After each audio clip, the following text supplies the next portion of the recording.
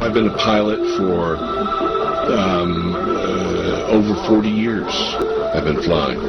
I stopped counting my hours at 3,500 hours, which is a fair amount. I've owned 7 airplanes in my life.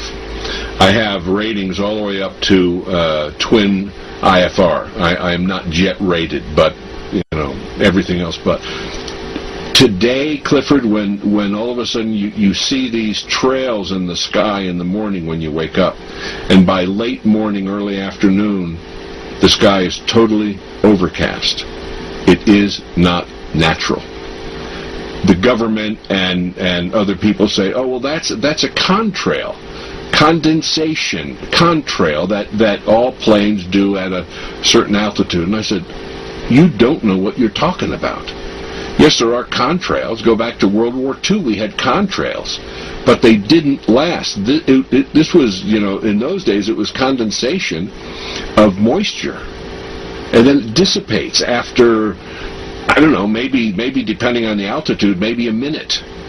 Maybe a little over a minute, but around a minute. And it's gone. These things last all day long, unless there's a strong wind and it blows out of the way. Now it's gotten so bad, and I talk to people, as you know, all over the world. And it's happening almost every country that I'm aware of in the world. We have listeners in at least 50 countries that we know of. And people are always reporting back. If we get into a discussion or times that you have been on the show before, people come back and just report incredible experiences. They have a lot of respiratory problems. They never had that before.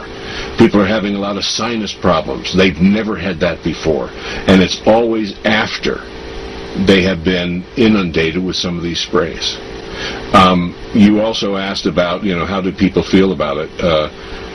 They are extremely concerned because there seems to be something that is happening that is affecting them physically and, in some cases, even emotionally and psychologically.